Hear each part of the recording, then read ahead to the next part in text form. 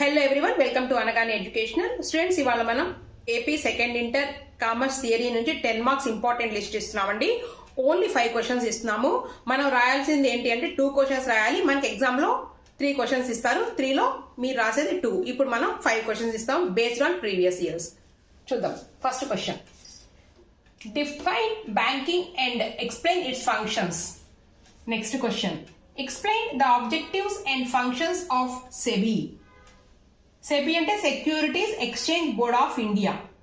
Explain the redressal mechanism available to consumers under Consumer Protection Act 1986.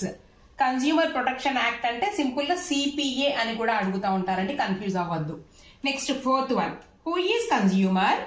Describe the rights and responsibilities of consumer under CPA Act 1986.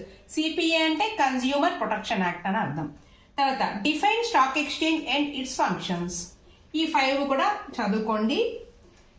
ఈ who is consumer ఇలాంటివి ఏంటంటే మనకి 2 marks question గా అడుగుతారు. అలాగే మనకి ఇక్కడ ఈ who is consumer, describe the rights and responsibilities of consumer under CPI act ఒకటి, డిఫైన్ స్టాక్ ఎక్స్చేంజ్, ఇవన్నీ కూడా మనకి 2 మార్క్ క్వశ్చన్స్ లో కూడా కవర్ అవుతా ఉంటాయండి.